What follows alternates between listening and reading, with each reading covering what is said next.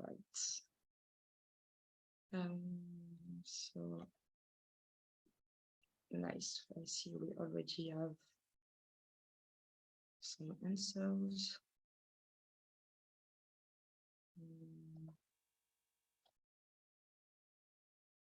I hope you can see my screen now. So what are our first inputs on how to create a gender-just energy community, interest and awareness, finance, intersectionality, yeah, faster climate neutrality, safe space.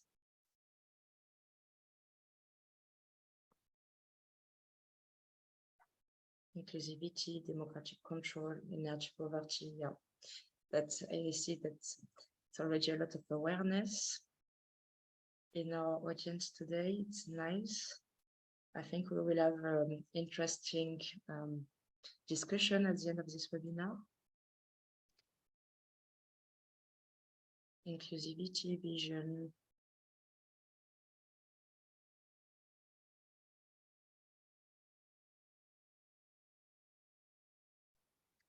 Yeah, that's nice. Okay, so I see the community was coming back, fair energy distribution. Okay, so this Monty will stay open for a while, so please feel free to share your best solution and eventually wishes also on how to build the gender-just energy communities, maybe your needs encountered for that. I will continue to share the slides again. It takes me a second.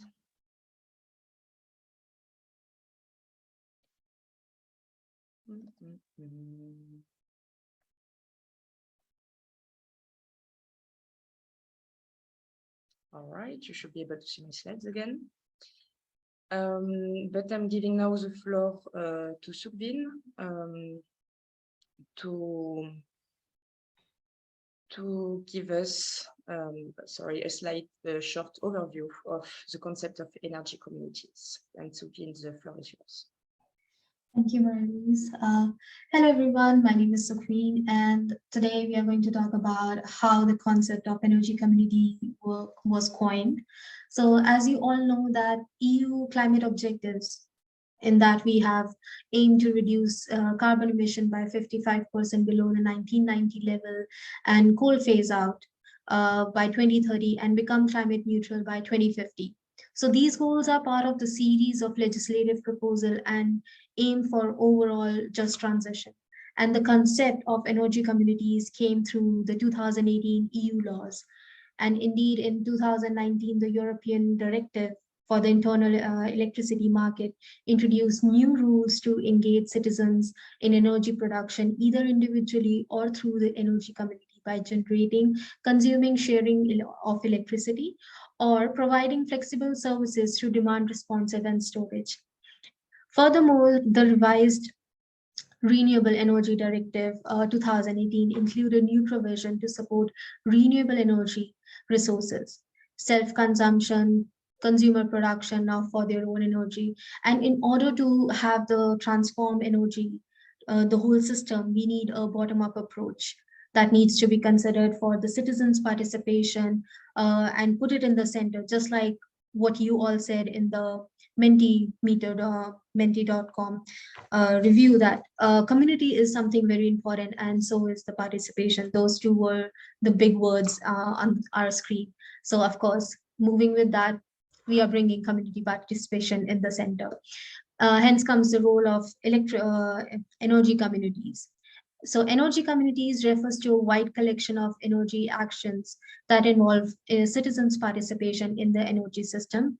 Or you can also say energy community can be any project or initiative where people have ownership or a meaningful say in running renewable energy or energy-related services. And according to renewable directives, as you see on the screen, it should allow open participation, open and voluntary participation controlled by shareholders or members, which could be natural person or small or medium enterprises, municipalities, and mainly should focus, have a purpose of benefiting the community. Environmental, economic, and social benefits are given to the community. So this is how we bring our energy community together. Moving on from this slide, I'll tell you about the legal forms of energy communities. There are, as you see, there is a list on the slide, from cooperatives to associations to social enterprises to NGOs to municipality related corporations. But when we talk about energy communities, it really depends on countries which form they want to apply. And if you consider the European countries, a lot of favor they favor the cooperatives. And to bring on what cooperative is, we move to the next slide.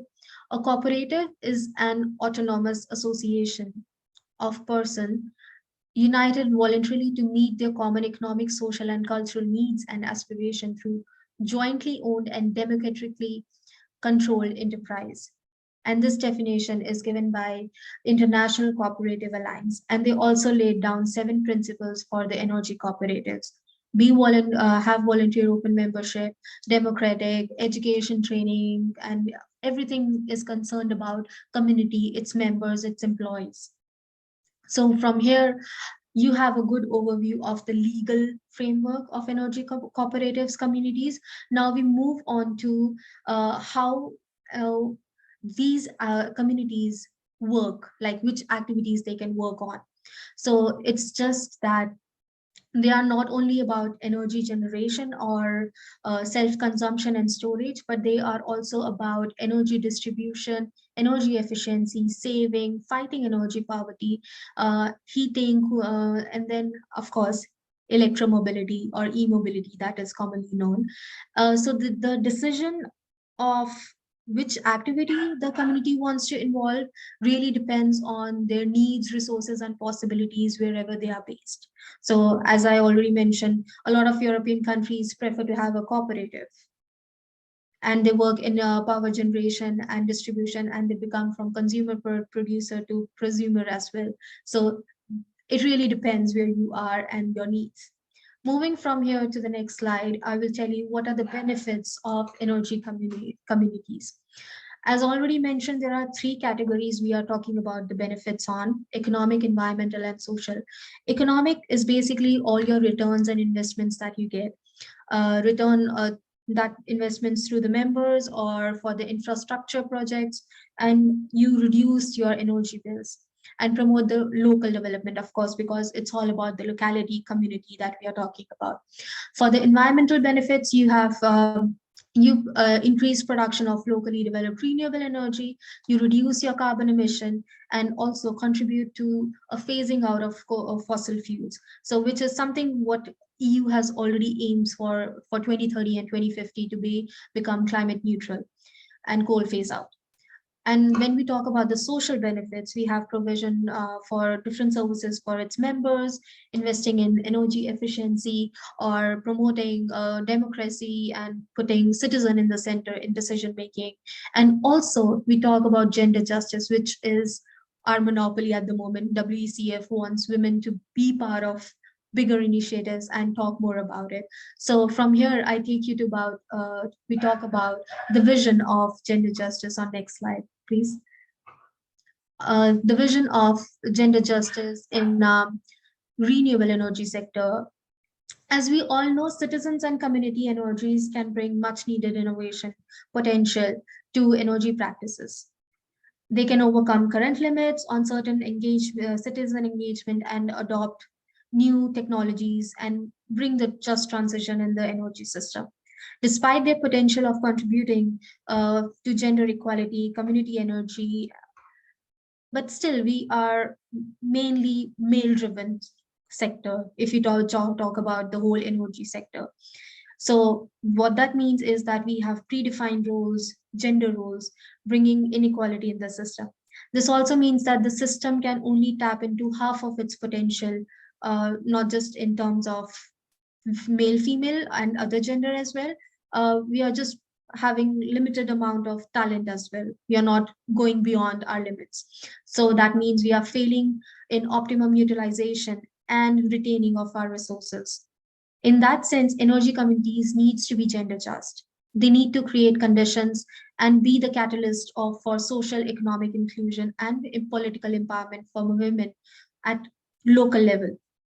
And this can be done through, if we recognize that women have different roles in energy system, and we recognize them as the agent of change. And also this will reduce the reduction of structural, financial, personal barriers, and there are other types of barriers as well, which Katharina will share with us later. We need, with the reduction of that, we can also step up our game in the energy market. So it's not just we want gender just in all the parts of the energy system. And moving from here, I give you the relevance why we should do it. So first, at the policy level, renewable energy and gender action plans are all the policy agendas, right? However, they are not that coherent. They are missing some interconnections. So that's why we need to incorporate gender just in the system. And gender just energy communities help to fight energy poverty, because women are at higher risk and they are vulnerable in that sense. And WECF is also working on one of the project on energy poverty, which is called as Empowerment. And you can find more details on our website, of course.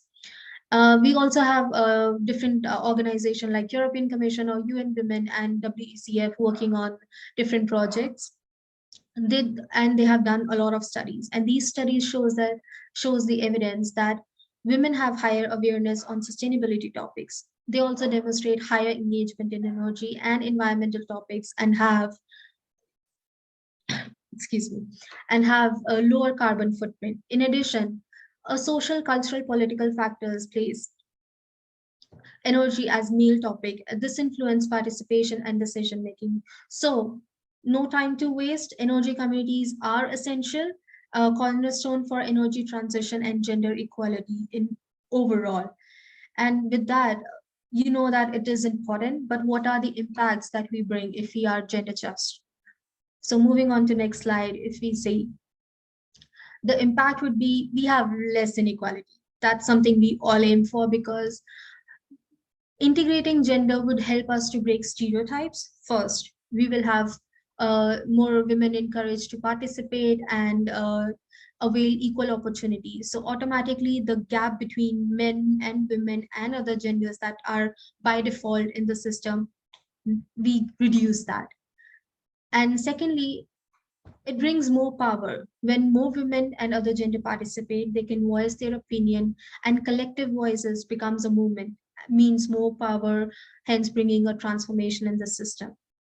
And a higher participation, which is the third point, from the larger scope of society brings higher acceptance.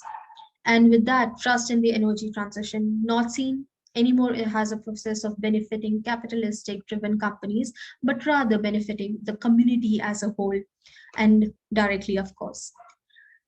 Then we talk about sustainability, which is a big topic that everybody talks about. So if when we are gender just, we have gender just energy policies, programs, which means overall we are talking about sustainability. When we talk about now we have sustainability, now we can have a successful energy transition. So for that, we need to involve, of course, gender, and that can lead to avoiding the excavation of existing gender inequalities. That's a win-win situation. And finally, all these aspects lead to overall transformation of our energy sector, with decent jobs, less poverty, gender equality, energy transition, and of course, climate protection. And there are so many things that we can do. So to win this situation, to win from all the sides, we have to bring a revolution by bringing bottom-up approach. And with this, I gave you an overview of energy communities and how we can bring gender in it. So from here, I pass the stage to Katharina, and she will take you forward.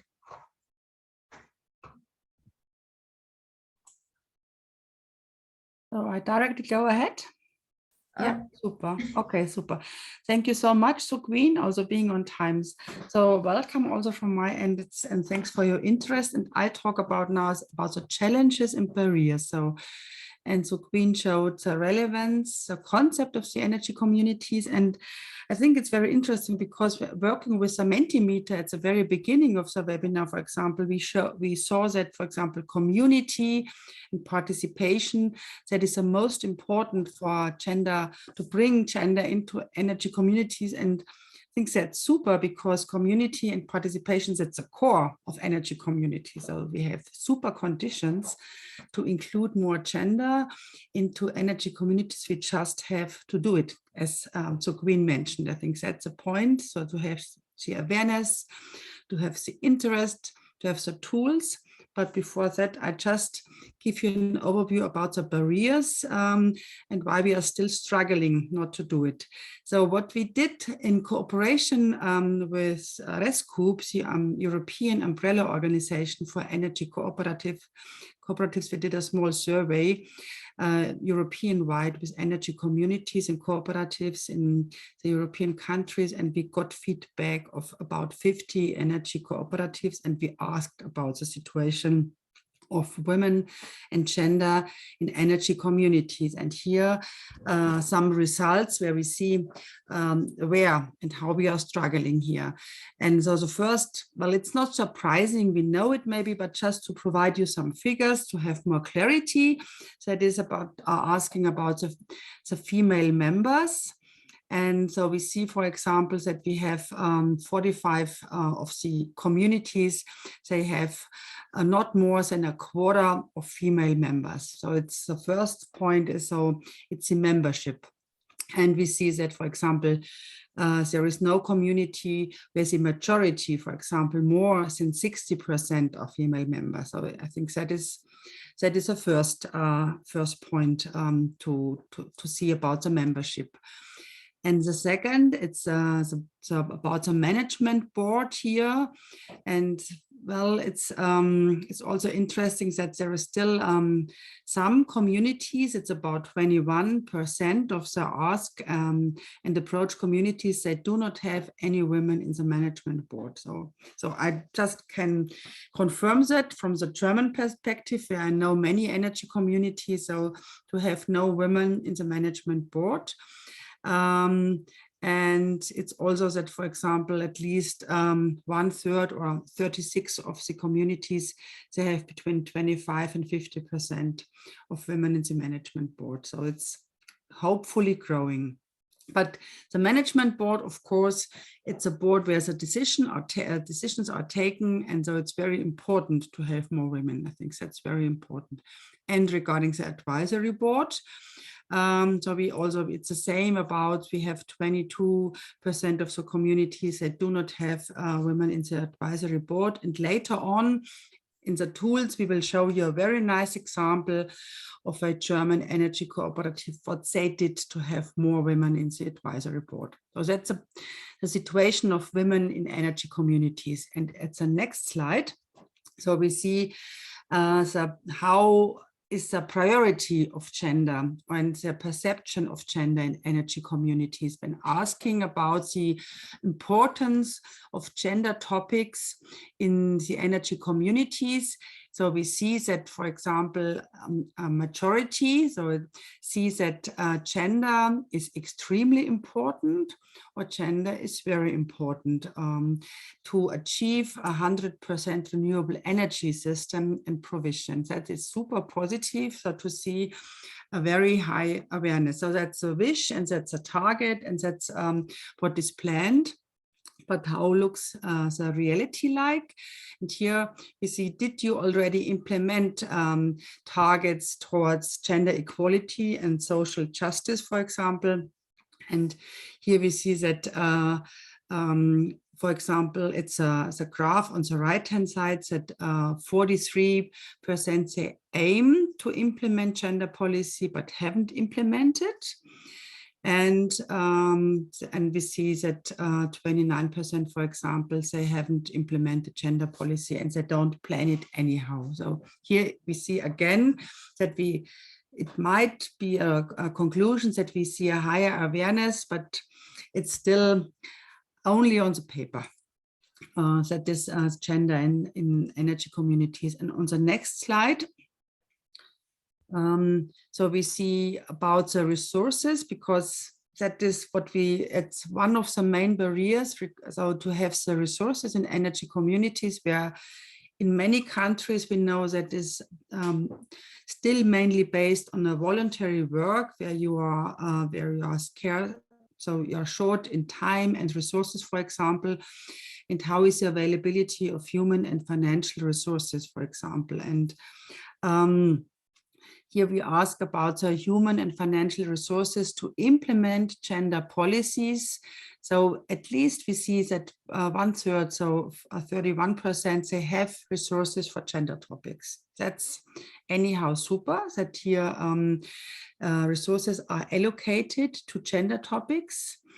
But overall, we see that we see a higher tendency of not prioritizing gender in the communities. There are many other topics, which is absolutely understandable, but there are other topics which are seen with a higher priority by the decision makers in the energy communities. And here we come to the next slide, where we see, when asking directly about the barriers, why gender tools, why gender targets, why gender policies are not implemented in energy communities, and coming from the left with lower percentages and going to the right. So we see, for example, the lack of communities initiatives is one barrier.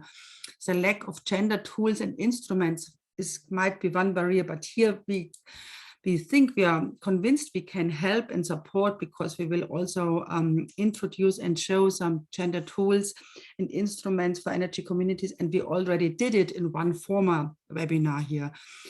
One more barrier is, for example, the lack of visible engaged women. That's a question of communication. It's a question of visibility, for example. Also the lack of experiences. And here, for example, we see that umbrella organizations like W4RES in Germany, we have Bündnis Bürgerenergie. In your countries, you might also have some umbrella organizations for energy communities that experiences can be shared, for example. And so it's the blue column, it's a light blue column, so a lack of awareness in the management team. That is really very clear and obvious that it needs as driving force, a management team to push gender. And very high barrier is really other priorities. So it's, you all know at the moment we have such a difficult energy situation, energy crisis, exploding energy prices. So, and just to understand that also the social factor, the gender factor is really very important. That's not very easy. So this is an overview about the barriers facing on the level of energy communities. And as a last slide, I just give you an overview about the type of barriers, because when you are acting, when you, for example, you are responsible in an energy cooperative, you're in the management board, you're in the supervisory board, or maybe you're an active member of an energy community. So, and you would like to change the situation, just to think about what kind of barrier would I like to face, would I like to overcome, and what can I do on community level, and what needs to be done on other levels, for example. That's very important to see your impact and to be very clear on activities on other levels, for example. And for example, I start with a financial barrier. So where we all know all our pay gaps, the gender pay gaps, the pension gaps, the lifetime earning gap, where women are disadvantaged and have less financial participation opportunities. For example, here we can't, as energy community, change the gender pay gap because it's a regulatory and a structural issue. But for example, an energy community can think about how high is one share, how much money will be charged for one share, or is it possible to pay it in rates? That's one important barrier for women to step into and to become engaged in energy communities. Of course, there are also personal barriers, so it's a different self-efficacy where we know it's in terms of education, of socially shaped role models, of traditional role models, of our to have a lower share of women in the STEM sector, for example. And it's also that we see less women as members and board members, so visible, active members, and also very few members in the technical sector. So here, the energy communities, as far as so we have great women in the energy communities to make them visible, to show role models, for example. We see the structural barriers, so time poverty, financing, decision making, and the lower awareness, for example, of relevant networks. So the glass ceiling, that's a very structural barrier, for example, and the non-reconciliation of family and work. So here energy communities, for example, they can provide safe spaces for women. They can provide that there is no discrimination, for example. They can can provide access to relevant networks, for example. That could be done also on energy community level. And overall, the final point is regulatory, where we as energy communities to see that we see still in the policy not a coherent policy to include gender, to include social just energy and climate policy, to untap the potential of energy communities. There are some first starts, for example, in the Renewable Energy Directive to address energy poverty, the solar strategy, so we don't see any gender factors, for example. And that would be, for example, policy, that could be policy work of energy communities to say, well, here of course we are actors in terms of energy transition. We are also actors, we can increase a gender just energy transition. That was a very short overview about the barriers. Thank you very much. And then later on, we will talk about the concrete tools. Thanks a lot. Thanks a lot, Katharina and Sugbin. It's a lot to do, a lot of information and really concrete information also. But we see that we have many opportunities to work there, and it's really interesting to see concrete numbers also from energy communities and women in this energy communities. But now I will give the floor to Alice Corbesi, that has a really successful gender-just and women-led energy community. So Alice, I give the floor now. Thank you, Marie-Louise, and thank you for inviting me to this event. Actually, it's my second participation in W4RES event, so I'm very happy that you consider WNCOOP as a good example to be discussed, promoted, and probably to set the basis for a discussion, because actually whatever has been so far presented by Katharina and Sugbin, this is something that we are trying to overcome. And I would like to start with an oral presentation, just to say a few things about what WNCOOP is and what was the time frame and how we have been developed and what we have succeeded so far, before start presenting some of the challenges that we faced. First of all, let me say that WNCOOP is a broad-based energy cooperative. It is created solely by women, that they have diverse backgrounds and cultures. So we have members of the energy community that they are either working in the craft sector, services, providing services. We have engineers as freelancers and entrepreneurs. They are in the commercial sector, they are hotel owners. So you understand that we have a very diverse background as an energy community. WNCOOP is actually an initiative of the Greek Association of Women Entrepreneurs. It's an organization with 20 and more years of presence here in Greece, with many initiatives happening in various domains. And we have approximately 1,500 members that they are across Greece. which is good because we are talking only with women entrepreneurs, that they understand that there is a potential when someone is presenting to them a new, let's say, innovation, a new proposal, a new idea to be developed. So the members of some of the members, not all of them, the members of the Greek Association of Women Entrepreneurs, they joined their forces, and what we did, we actually developed the first energy community, which is also not only in Greece, it's one of the first energy community in Europe that consists only by women. And what we want to do is to put into practice the energy revolution in the world of producing energy, and to be part, let's say, of the energy transition, the whole this road or this journey to the energy transition, as the aim is to reach carbon neutrality by 2050. So what are the goals and why we started this initiative? We wanted to promote energy innovation. We wanted to address energy poverty. Just to mention that Greece is among the countries that ranks in the higher positions of energy poverty. And this, of course, increases due to the current energy crisis that we are facing. But this is not only our problem; it's a problem for the whole Europe. We want to promote energy sustainability, while at the end, the actual aims of the energy community is first to produce energy, and then we want to store, to consume, to distribute, and to be very active in the energy supply sector here in our country. So let me present one slide that I have just to show you how this energy community has been developed since 2020. I hope you can see my screen here.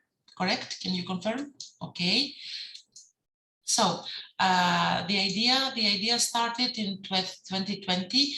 Actually, it was Christmas 2020. With the president of the association, or the Greek Association of Women Entrepreneurs, we discussed how we can take of a very favorable and very advanced law that we have here in Greece about the development of energy communities. The law exists since March 2018, and because of the law, approximately 1,000 energy communities have been developed in our country, but of course this doesn't mean that all energy communities are active. The good thing is that we have an advanced law. The bad thing is that not all of the energy communities have an active role, and this is something that I don't have an answer on that, but of course there are good reasons for not happening. On the other hand, there are many energy communities that they are very, very active.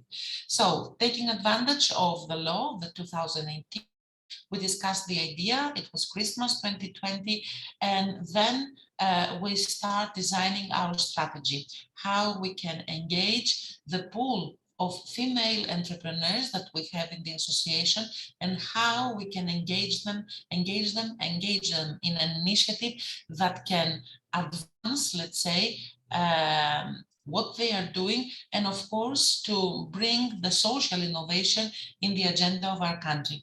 So in 2021, it was spring 2021, we organized a series of training sessions, and the aim was to inform the members, because as I said, we have diverse backgrounds, on what energy communities are, what are the benefits of being part of an energy community, and what changes can happen in our daily lives and in our, let's say, professional structure, being members of an energy community. Upon the completion of the training session, on May 2021, the foundation of the energy community started. We started with 60 members that they have signed the articles of the association, and this process ended on June 2021. We received very soon the terms and all the environmental studies, but also the terms, the connection terms from FEDNO, which is the operator, the energy operator here in Greece. And in January 2022, the construction of the first megawatt photovoltaic plant started in the north part of Greece, in Macedonia, in Chalkidiki region.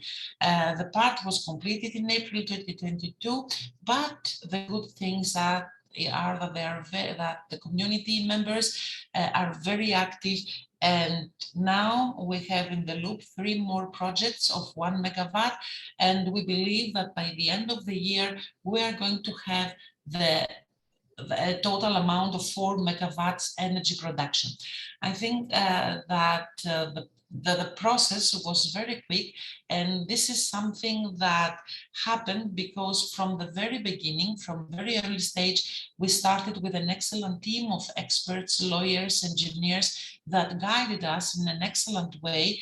And of course, we had the goodwill of the members of the energy community, but also a very active board of directors that we moved things further, and we wanted to prove that an energy community can happen, of course, with difficulties and some barriers and a lot of challenges that I will discuss in the next minutes. But on the other hand, when we have informed people, informed citizens, and they understand exactly what the aims and what the benefits can come from an energy community, this is something that put all people in one place so we can take decisions in an easy way and we can move forward in an efficient way.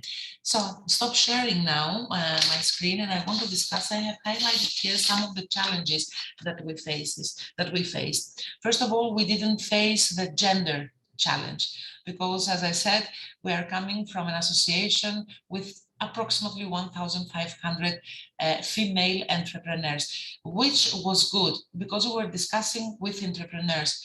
No matter what the background was and no matter what the culture, the business culture was, we were discussing with entrepreneurs, meaning that the entrepreneurial spirit was there. So we didn't have to explain what an energy community is as not as a domain, but an energy community as a business, let's say. So it was something very easy to be understood by the members. So that was not a challenge, it was just an action that we had to inform and to present all the differentiations from a normal business, a profitable business, the one that you run every day for your profit and for your living.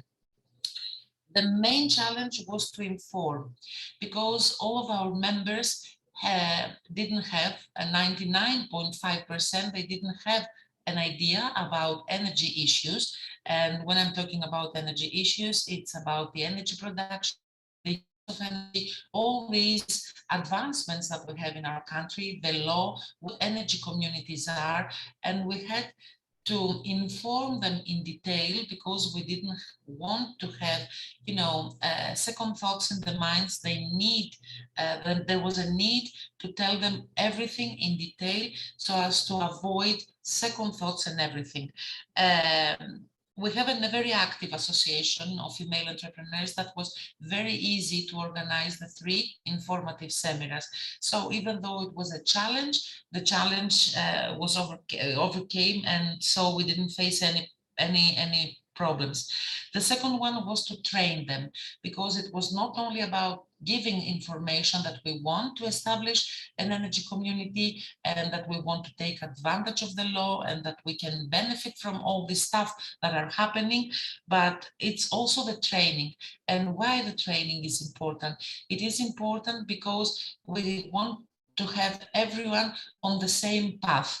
And only when you have people that they are aware of the developments, they are aware of the challenges, the barriers, and everything that probably will come in the next months or years, only in this way you can secure that you're going to have a very concrete team of members of the energy community, and they are going to be on the same loop and they are going to be on the same train on the decisions that we are taking. And on the other hand was to convince them why to be part of an energy community, what are the differences what are these factors that actually will give them benefits in their hands. So apart from informing, apart from training, it's also the part to convince people that an energy community is of course a business, but there is the social aspect behind that. On the other hand, we had to convince them why we wanted to make an energy community that consists only by female entrepreneurs, and why gender balance important. And having results from the Greek energy communities, results very similar to the ones that Katarina presented about the low participation of women in whole Europe, not only in energy communities, but also in the boards. We had to provide all the answers to those women why being part of a social innovation, let's say, project is very important. And on the other hand, just to let you know that we are not a cheap energy community, because our share is approximately 500 euro, not approximately, it is 500 euros. So the share is not just 50 or 100 euros, meaning that it's more easy to give it and buy a share. When we're talking about 500 euros, it's something that some of our members consider. We are not facing the best period, as you know, in Europe. We were not facing the best period in Greece because of the financial recession that we had many years. So sometimes the thoughts about investing in something are doubled or tripled in comparison to other decisions. And of course, the main for us challenge was to face all the barriers coming from the bureaucratic environment that we have in our country, that despite the favorable law that we have about energy communities, this doesn't mean that we have to stop in I don't know how many offices, in governmental offices, in services, to receive permissions, to receive connection permits, to buy the plots, to establish the whole photovoltaic park. That for us was the biggest challenge, to have something on time, because as you saw in my previous slide, in the slide that I showed you, the constitution of the energy community, actually the community was formed in May 2021, and before the end of the same year, we had all the permits, so the project started its development in just 7-8 months, which is considered, let's say, something I don't know, something super, if I can say. I cannot find the proper word for Greece, when we know that there are energy communities that actually are struggling to receive the permits on time, and there are many delays. So what I can say from the whole, let's say, journey that is happening, and it will continue for many years, just to let you know that now we do not have 60 members, we have 66, 6 more members joined, and we have in the queue more members that they want to join. But because of the bureaucracy here in Greece, we cannot do that every time that we receive requests, because all members across Greece, they need to sign again the statute. So this is a process that takes time. So we have decided that we will open the energy community once or twice a year. What I can say is that women, and especially, let's say, entrepreneurs, because this is what we're talking, these are the members of the energy community, we know all the barriers and know how to overcome all the challenges coming, because we are doing that in our personal business. All of our members are professionals that they have proven that they can do their job, and they can be very active in the market that they are working. So for us, it was a challenge to prove that as a whole, bringing people from different backgrounds and domains in one new business, a social business, of course, and to prove that everything can happen, that women can make the difference, women can see the problems and evaluate the problems that the communities and the society have, and have a different approach, and to to process all the data that we are gathering from the community. So for us, having more women in energy communities is something not only mandatory, it is critical, it is crucial, because the voices should be equal, and only this way we can discuss and we can be on the same table and say that we have a real energy transition, an inclusive energy transition, that no one is left behind. So the messages coming from various services of the European Commission, and especially the motto, no one should be left behind. This is something that needs to be covered and needs to be addressed as soon as possible. I hope that I am on time and I gave you some good insights about what we are doing in our country. Thank you.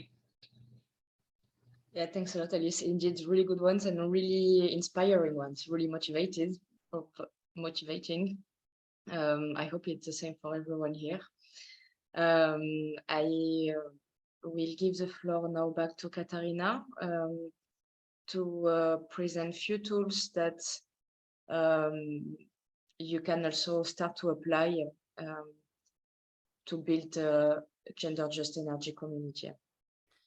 Yeah, Katarina. thank you much, Marilise. Thank you very much, Marilise, and thank you, Alice, for this very inspiring example. And so we saw already some of the success factors for successful energy communities, like it's an excellent team, it's an goodwill, it's an active board, and it's this entrepreneurial spirit, which is really important. So all what this combines, so that to have a successful social business, that's great. I'm very happy because I was able to meet Alice in Greece and to see the first megawatt field power plant. And coming from the German perspective, it's absolutely admiring what you did in 1 or 2 years, with your bureaucracy. So congratulations again, Alice, for this great work. And what I will do here is, so I give you a very short overview about the tools. So we have mentioned some of the tools, where to start with a gender just energy community. So here we saw the example of Alice. It's a female driven energy communities with absolutely high expertise on entrepreneurship, on business, etc., which is, I think, a very important success factor. But when you think about to make an existing energy community more gender and socially just, how to start with for planning for the establishment of an energy community and to include gender, maybe we try to cluster the activities and the actions in some tools, and to think what could be appropriate for my situation, for our situation of the energy community. That could be, for example, a kind of gender analysis, so to analyze the situation where you are in terms of female, male memberships in the teams, etc. That is one important tool. Second tool is the target and indicators. So which targets I would like to have, like quotas, like shares, like to set it, to include it in the statute, for example, to have a good work-life conditions for all the employees of the community. So that's targets and indicators. The third one is gender training. So here gender trainings are for women and for men and for all genders, just to provide also arguments what we have. For example, shown by Suqueen, why is gender so relevant for energy communities?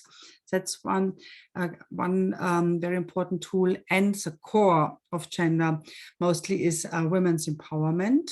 So for example, what you have said, Alice, is that those are empowered women. So this 1,500 women in your association with different background in entrepreneurship. So you don't need a training in entrepreneurship.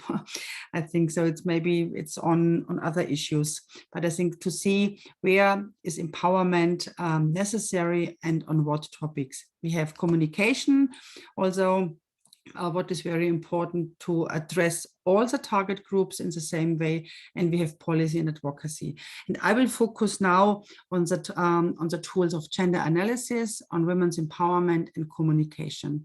Because the gender analysis, so that might be one idea when thinking about gender just energy communities. What is the status quo of my energy community or of my planning team of a new to be established energy community? So how many women and men and other genders are active, and how could I change it, for example? It's really, and so do we have included gender in our business plan, in our statute, in our activities,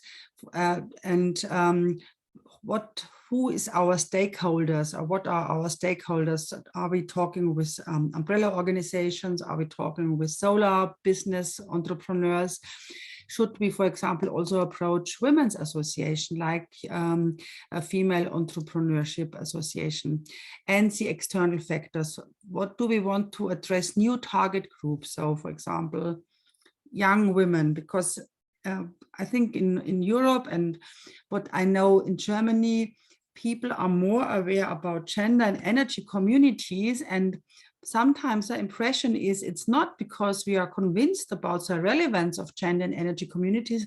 It's a situation that energy communities are old and male and white, and that we need young people. I think sometimes the pressure comes here from the next, to think about the next generation. And here I think we could be more anticipative. It could be great. So to talk about new target groups, the consumer needs, what is the external perception? That is just to have a view on your energy community. And here we see very often that people are really surprised. So to be so male, so to have the figures and to see, well, that is not what we would like to achieve. And so, to start from here with the numbers and to say, well, we would like to include, to become a more gender just energy communities, we include it in the statutes. So we agree on some targets. We would like to have a quota, and coming from the results of a gender analysis to agree very concretely on activities. This is one step towards a gender just energy community. So one tool is the gender analysis. A second tool might be women's empowerment and recruitment. And here I show you some examples and possible activities. And I will also describe you a very nice example of a German energy cooperative. Well, I think the empowerment is very important, but the step before is really the recruitment. So to have the women which wants to be empowered, and with the women who are interested to become more active in energy communities as a member, as a board member, as a supervisory board member. And that means to have an active recruiting of women. And here, for example, we see that mainly the existing boards have to be convinced and needs to have the awareness that it's very important to do an active recruiting of women. And we know from many studies that the recruiting for women and men is very different. So it's because of the different self-efficacy of women and men. It's because the time poverty of women, for example, and that, for example, women needs to be approached more times than men, and say just to have good arguments, to have a clear vision. What are the tasks, for example, what expertise can I bring, for example? That's very important.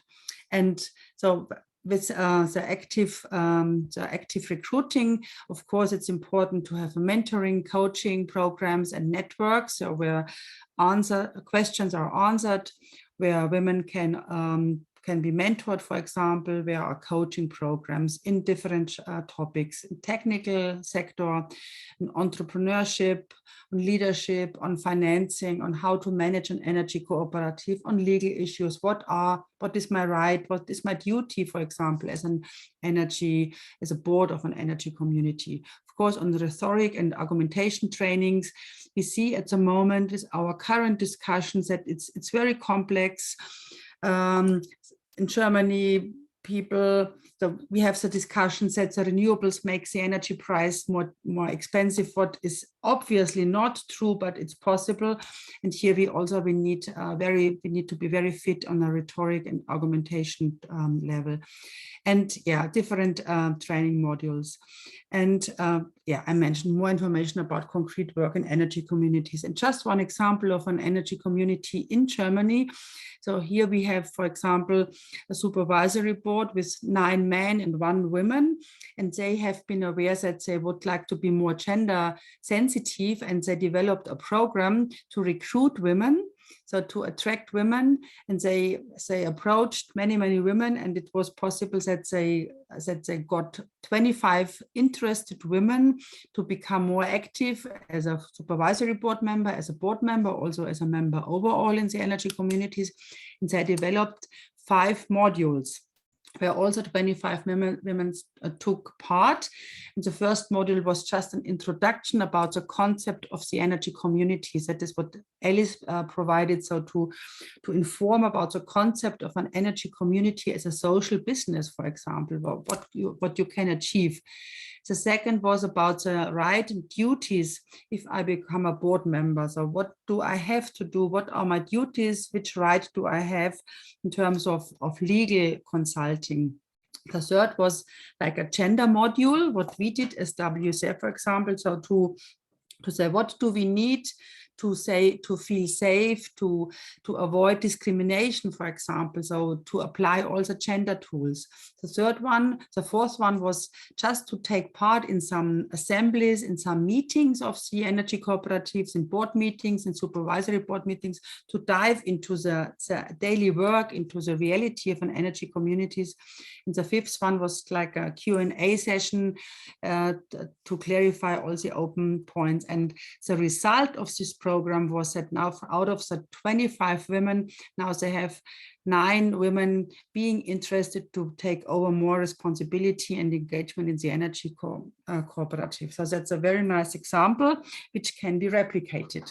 That's recruitment and empowerment. And the last gender tool, because I see I'm running out of time, Marilise, that is the communication. It was also mentioned by Queen and Alice. So communication is very important. So really to communicate very clear towards your target group. So to train the people in communication, not to stick only to technical issues, which is still the case for some energy communities. That's very important, and to show the broad range of energy communities and to use gender inclusive language and the design, to use it for all your channels, to show female role models and to actively recruit and communicate via women. So that's communication. And here I show you very quickly 2 examples about gender just or not gender just communication. So here we have one example which is more male oriented, so with male and pics. So also the language, the pictures, and that is one example. And the second example here, which is adapted towards a more gender just communication, is with the pictures, with the icons, and also with the language. It's not the fight, the male-made climate change. It's the fight, for example, the human-induced climate change. So it's one example where you easily can change the communication and can address and approach a broader audience for the energy community. So that was an overview. We already did a webinar on energy on tools. For example, you can watch it, the recording, and we have the information. And I give back the floor to Marilise. Thank you. Thanks, Katharina. And yeah, we always have very dynamic and interesting discussions, so I don't want to cut you with the time. And we were planning indeed a small exercise at the end, but maybe we take it another format and we just take the time for this discussion and maybe eventual discussion with participants at the end. We can come back to that later. But I would like to give the floor now to Stefan Xenker to give the presentation of the studies World Wind Energy Association has done recently. Stefan, the floor is yours. Yes, thank you so much. Especially let me say thank you for being allowed to join this panel as a man, which I know it's a privilege, and I find it very, very important to talk about this topic. I've been working for community energy for many, many years, and of course, following what's been said, I totally agree that community energy is about inclusiveness, participation. And just what happens with my screen now. Okay. Can you see the screen? Yes, we can. Okay. You see just the main slide, or? No, we see the slide on the side also, but what is going on here? Okay. Just a second. So let me in the meantime say that thanks a lot also for the introduction. I'm not only actually Secretary General of the World Wind Energy Association, but I'm also chairing the Community Energy Working Group at the International Renewable Energy Agency, so working on that topic on the global level. And I'm personally also a member of the supervisory board of the local energy cooperative that we have here. Okay, I would try this now again, and I hope that it works now. Okay, is it now better? yeah, perfect. Okay, thank you. So we've been doing for the last 2 years a project on the role of women in community energy. It's a project, an international research project with a focus on Germany and also on Japan, mainly between the World Wind Energy Association and the regional Renewable Energy Association from the German state of North Rhine-Westphalia, and also with the Japan Community Power Association, which also did some research in Japan. Let me start with kind of how we understand community energy as a combination of the community energy should be the main shareholder, own the majority of the share. The benefits means the profit should stay with the local community, and the voting control must be with the local community, which all together, of course, means it's about participation, it's about decision, democracy, etc. So the key conditions as we see today is, I think that came already clearly out of the previous presenters, community energy is a key precondition for sustainable future, and community energy needs to be inclusive. What we found out in the first year of the project, that was, we presented those statistics a year ago, was that in the case of Germany, 29% of the shareholders of community energy entities are female, and they own only 27% of the shares.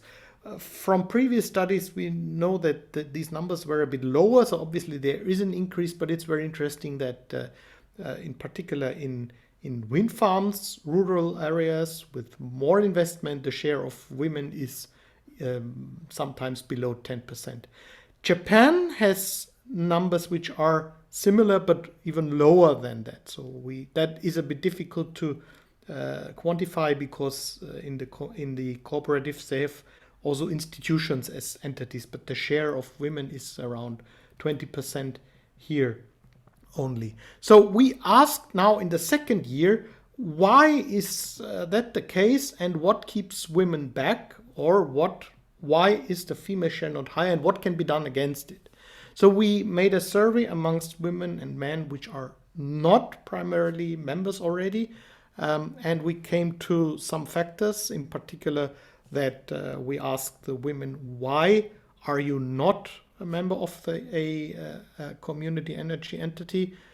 Money, time, and information about community energy and renewable energy are the three decisive factors. So you look at the numbers here, 29% in the case of the women. Money, 19% they don't feel they know enough, and 41% it's the time, we don't have enough time. Here you see the answers from the male respondents, which is in all these three cases substantially lower. So money plays less role, information, men feel more also self-confident, and also time. So this is obviously one factor where we have to kind of start looking at when we want to increase the share, the female share in energy cooperatives or community energy entities in general. So the three first recommendations we come out with is broaden and strengthen the general understanding of community energy, create dynamic forms of participation, allow in particular women to be more flexible in the way how they participate, and that was mentioned before, offer low financial thresholds. Interesting, we found one cooperative that even offers kind of somebody donates shares to others who don't have money. So there are interesting models, and many cooperatives have now lowered the threshold for becoming a shareholder in the cooperative. So a problem is, as I already said, women often don't know, but similar with men, a concrete community energy entity in their area. 83% said no. And sorry, I need to change a bit. 69% of the men only. So that's again substantially lower in the male case than in the female case. So obviously here also there's a difference. And when we look at, have you been offered an investment in community energy? It's similar, but again here, men obviously are getting more offers than women. They're not approached that often, but that difference is not that big as in the case of knowing about community entities. So our next recommendations for the community energies are network and build alliances with other local stakeholders. We know that men are often recruited because you know them from the soccer club or you know them from other, and then you join. And these kind of networks obviously are rather conservative, and they should also now be extended to other networks where maybe women are already playing a more active role. Direct and personal approach, develop social media activities. It's really amazing when you talk to the community energy entities. Many of them, they just use normal paper newspaper. They don't use social media.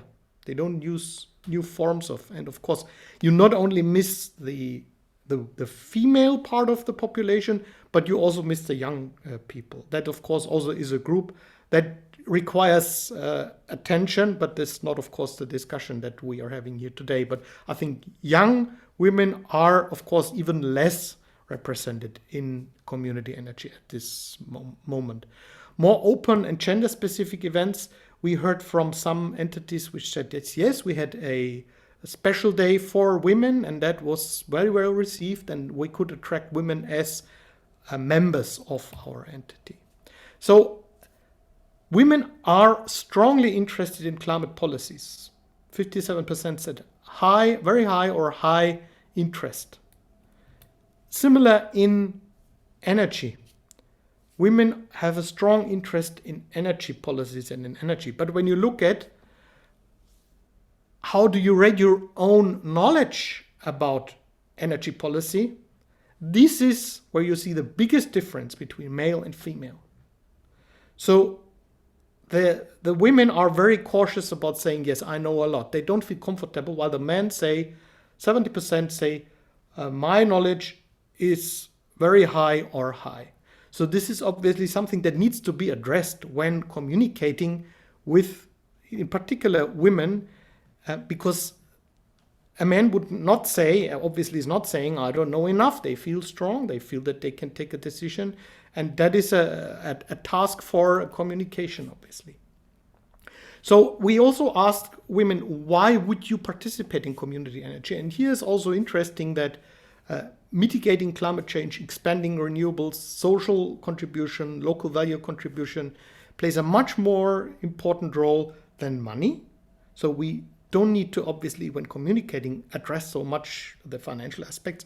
Although maybe I'm not sure whether this is reflecting where all the answers here are so kind of true.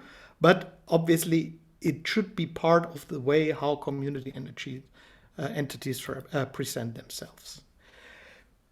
Women want to invest. So again, all those women, asking them, would you like to invest? Can you imagine to invest in community energy?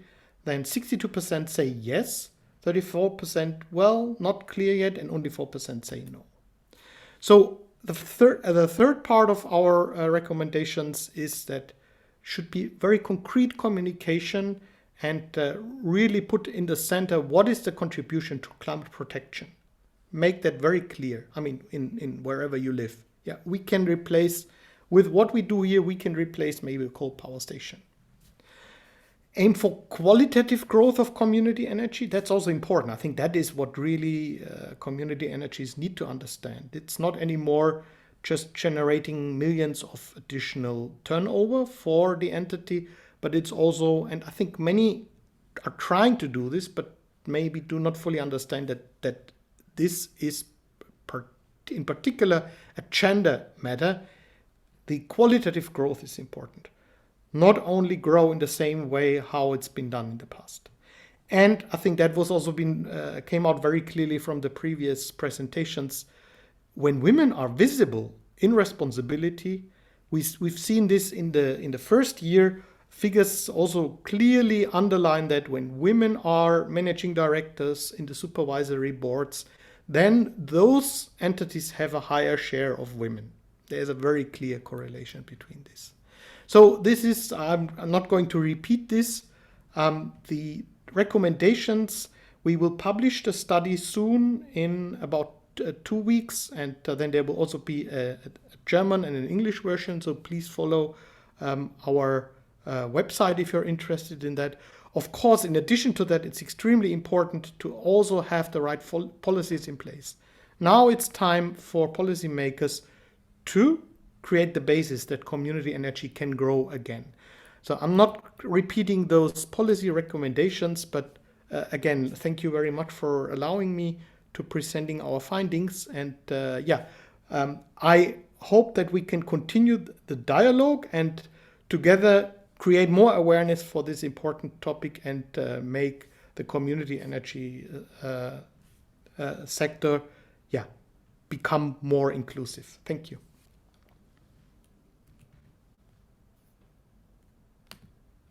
Thanks a lot, Stefan. We have a question in the chat for you, eventually, and maybe Katharina. Is the time poverty due to poor childcare policies creating barriers to entry the community energy, or women are more honest in saying barriers when men are overconfident? I think you also briefly answered to that already. Yeah, well, I can start to answer, but maybe all of you, Alice, Stefan, or Queen, you would, or anybody else would like to step in. Well, I think there's unpaid care work, that's an issue. I think unpaid care work is that women have less time for other activities. So that's statistics.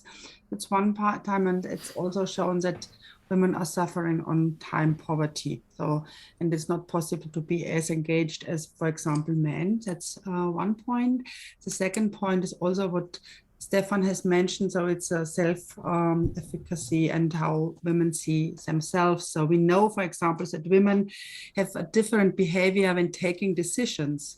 So women are looking for a lot of information and arguments, for example, to take a decision. And so the conclusion is that, for example, women, they are more hesitating. They would like to have more information to take over a new role in an energy community. And men, they are feeling more self-confident and say, yes, I can be engaged, for example. That's also shown by the studies. So I think we see the two factors, and we have to work on the two factors. I hope I could answer the question. Maybe somebody else would like to add here. Yeah, Stefan? No, I think I can confirm that this what you said. Of course, what we found in our survey is that indeed, we know this is all something that the community energy sector cannot alone change. But what we noticed, that change is on the way, and that the young men, which responded to our survey, they had also bigger problems with the time, availability of time. Not as much as the young women, but there is a change. But it's, of course, we don't know how honest the people are when they respond.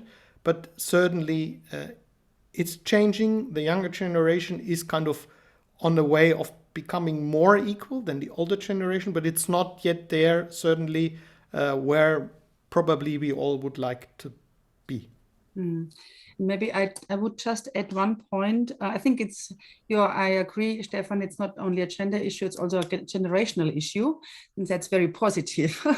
So seeing the new generation and also the young families, for example, because we see here different role models, and that's a very positive development. And what we have seen, for example, the example of the German energy cooperative doing this program of 5 modules, and just to explain very clearly what is the task and what is the responsibility of a board member or supervisory board member of an energy community. That's super important, because it's not only technology where a majority of women are a bit afraid for even they would have the expertise, for example. It's really what needs to be done. It's a lot of legal issues, it's management issues, it's bookkeeping issues, it's organizational issues. And so really to show the reality and to explain that's also very important.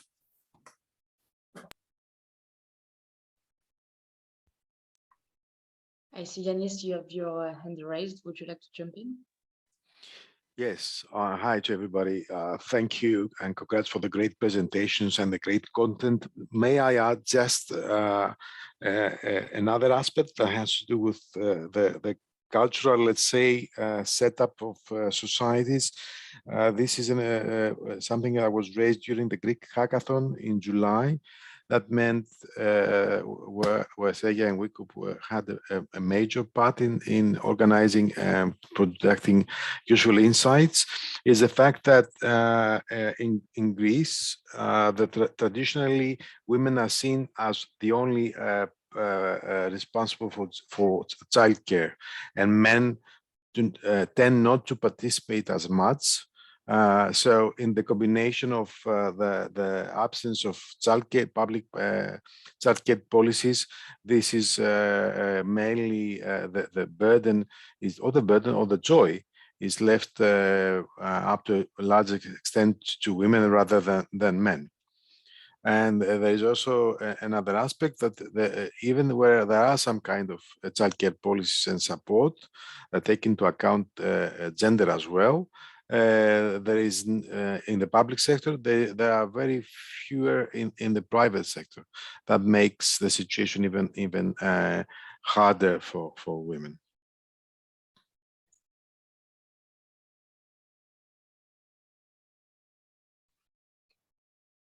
Thanks for sharing the Greek experience indeed. Would anyone else from the participants would have a question or would like to jump in to share something? Feel free to open your mic or share in the chat.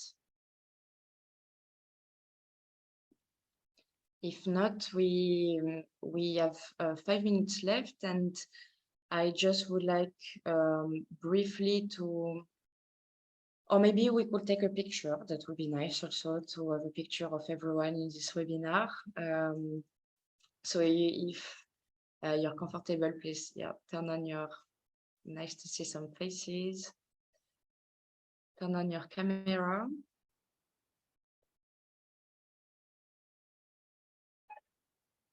Ah, the phone is ringing. Give me a second.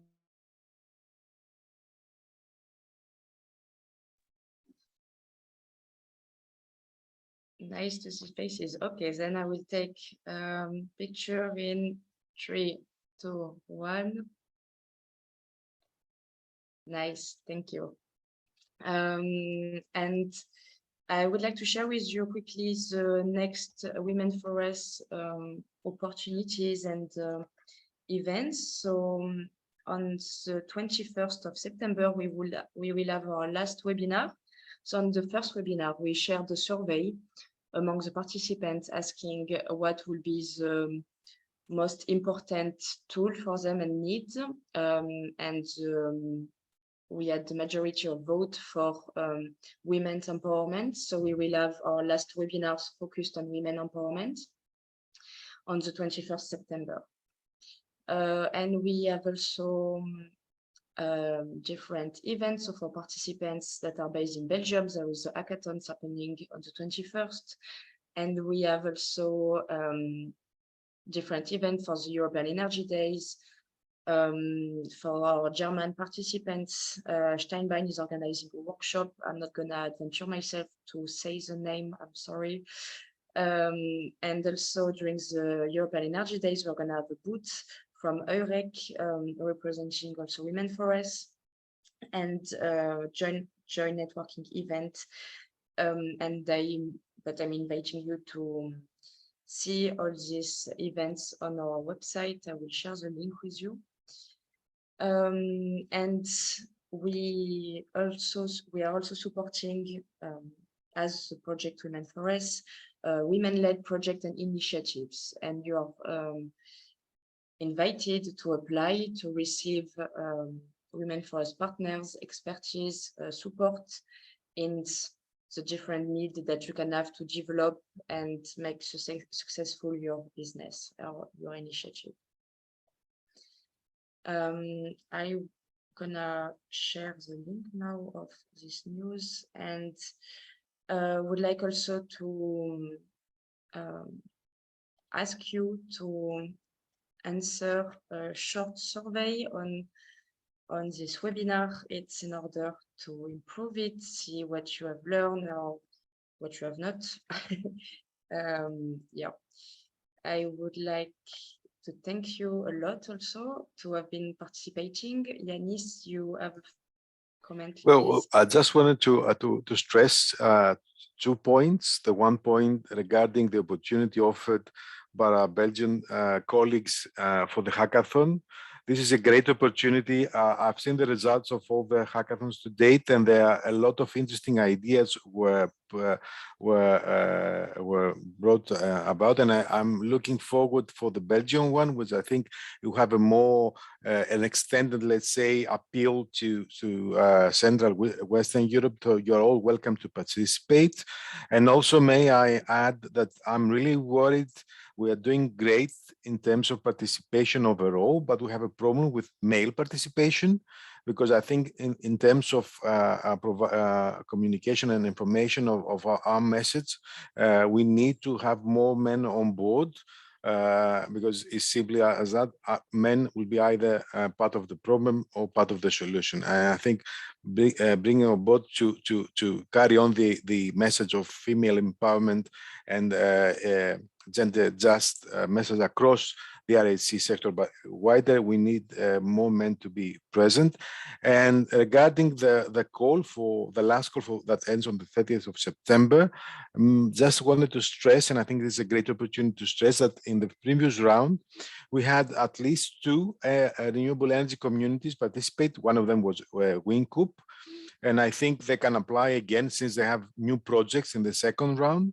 And this year we already have another energy community where the main thing is exactly the point of the topic of our seminar today, of the webinar today: how to increase female participation. Is a RES group not in Athens or Thessaloniki, but in the provinces of Greece, and they are largely male dominated. So they have applied because they are looking of ways how to attract more women, how to introduce gender just policies in the governing board, in the participation. And I think this is a great opportunity and a great idea for possibly other for other RES groups to apply in our call to get our support in terms of attracting more female participation. I think this is a very important issue to stress, and also to thank once again, without wanting to be boring, and congratulate WCF for their great work. And I think all the webinars till now, they were amazing and a great, let's say, παρακαταθήκη, a gift to eternity. Something like that, yeah. Great, thank you all. You have been always, as always, great. Looking forward for the next one. Thank you, Yanis. And I indeed love the idea of Rob in the chat of Community Energy Champions League. That's definitely a project we should take further, and a gender just Champions League. Well, on this beautiful idea, and beautiful words. I will close this webinar. Thanks everyone to have joined us, and we hope to see you on the next one. Have a great day, and bye-bye. Bye-bye. Thank you. Thank you. Bye, everyone. Bye. Thank you Thank very you. much. Bye. Bye-bye.